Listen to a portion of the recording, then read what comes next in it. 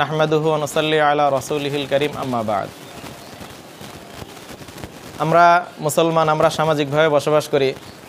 তো সামাজিকভাবে আমাদের বাজার থেকে বিভিন্ন জিনিস ক্রয় করতে হয়, বিক্রয় করতে হয়। তো বাজারের এই ক্রয় বিক্রয়ের ক্ষেত্রে বিভিন্ন ধরনের মূলনীতি আছে, বিভিন্ন ধরনের নিয়ম আছে।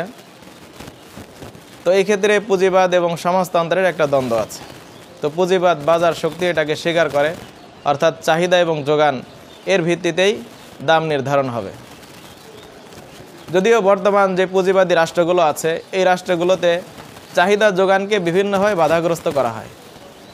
যেমন বিভিন্ন দেশে প্রত্যেকটা জিনিসের একটা বাজার দর নির্ধারণ করে দেওয়া হয় যে এই দরেই বিক্রি করতে হবে, এর চেয়ে কমে বিক্রি করা যাবে না, বা এর চেয়ে বেশিতেও বিক্রি করা যাবে না।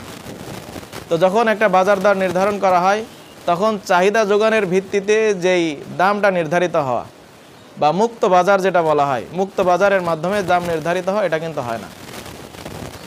এর বিপরীতে ইসলাম এই চাহিদা এবং যোগান শক্তি, যেটাকে বাজার শক্তিও বলে, এটাকে ইসলাম স্বীকার করে। তো ইসলাম এই ক্ষেত্রে দাম নির্ধারণ করে দেওয়াকে পছন্দ করে না। যদি কেউ দামের চেয়ে বেশি দামে বিক্রি করে, যেটা তার জন্য লস হয়ে যাবে এবং ব্যাপক মুনাফার ক্ষেত্রে ব্যাপক ক্ষতি হবে এবং লোকজন ক্ষতিগ্রস্ত হবে, ওই ক্ষেত্রে সেখানে হস্তক্ষেপ করা যাবে। বেশি দাম যদি হয়ে যায়, সেখান থেকে অবশ্যই বিরত থাকতে হবে। তবে স্বাভাবিক যে বাজার শক্তি, চাহিদা যোগানের ভিত্তিতে যে মূল্যটা নির্ধারিত হয়, এটাই মূল্য হিসাবে নির্ধারিত হবে। তো এই বিষয়ে সহিহ মুসলিমের 1522 নম্বর হাদিস, দাউন নাস ইয়ারযুকুল্লাহু বা'দাহুম বিবা'জ, যে তোমরা মানুষদেরকে ছেড়ে দাও, আল্লাহ তাদের কতককে কতকের মাধ্যমে রিজিক দান করবেন।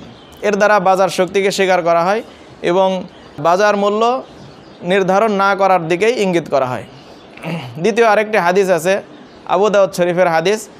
আবু দাউদ শরীফের বাবুত তাসঈরের মধ্যে এই হাদিসটা উল্লেখ আছে, ইন্নাল্লাহু হুয়াল মুসাইর আল কাবিজুল বাসিত, যে আল্লাহ দাম নির্ধারণকারী, তিনি দামকে কমিয়ে দেন, তিনি আবার দামকে বাড়িয়ে দেন। অর্থাৎ যে স্বয়ংক্রিয় যে বাজার শক্তি আছে, এই বাজার শক্তির মাধ্যমেই চাহিদা যোগানের ভিত্তিতেই কখনো দাম বাড়ে, কখনো দাম কমে। তো এই বিষয়টা আমাদের ইসলামে অনেক গুরুত্বপূর্ণ একটি নীতি। বর্তমানে একজন বক্তা দেখলাম সেদিন আলোচনা করতেছেন যে আলুর দাম, এটাও নাকি নবী করিম সাল্লাল্লাহু আলাইহি ওয়াসাল্লাম মসজিদ থেকে নির্ধারণ করে দিতেন। মসজিদে দুনিয়াবি কথাবার্তা বলা হারাম। কোত্থেকে পেয়েছেন এটা? মোনাজাতেই বলি রাব্বানা আতিনা ফিদ দুনিয়া হাসানা, তাইলে তো এই দোয়াও করা যাবে না মসজিদে। সিলি থিংস, এগুলো ফেলা দিবেন সমস্ত সাইনবোর্ড। সাহাবায়ে কেরামের বাজারের আলুর দাম কত হবে, এটা মসজিদের মিম্বার থেকে ঠিক করা হতো। রাসূল সাল্লাল্লাহু আলাইহি ওয়াসাল্লাম সব বিচার চালনা করতেন মসজিদের মিম্বার থেকে, ঠিক না ঠিক? আপনি কেন লেখেন দুনিয়াবি কথাবার্তা বলা হারাম? তো মসজিদ থেকে সব কিছুরই ফয়সালা হতো, রাষ্ট্র কীভাবে চলবে, বিচার ব্যবস্থা কীভাবে চলবে, সবই ফয়সালা আসতো, ঠিক আছে। কিন্তু এই যে ভুল করে যে কথাটা বলে ফেললেন যে বাজারে আলুর দাম কত হবে, এটাও নবীজি মিম্বার থেকে বলে দিতেন, এই কথাটা আসলে তার থেকে ভুল হয়ে গেছে। তো এই বিষয়ে সতর্কতা কাম্য। তো বাজার শক্তির যে বিষয়টা বলা হচ্ছে, এই বিষয় ইসলাম যেমন স্বীকার করে, ইসলাম বাজার শক্তি অব্যাহত রাখার জন্য চেষ্টা করে।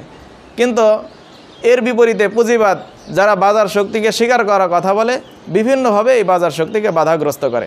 আল্লাহ রাব্বুল আলামিন আমাদেরকে ইসলামী অর্থনীতি বোঝার এবং ইসলামী অর্থনীতি অনুযায়ী আমাদের চলার তৌফিক দান করুন। আমিন ওয়া আখিরু দাওয়ানা আলহামদুলিল্লাহি রাব্বিল আলামিন।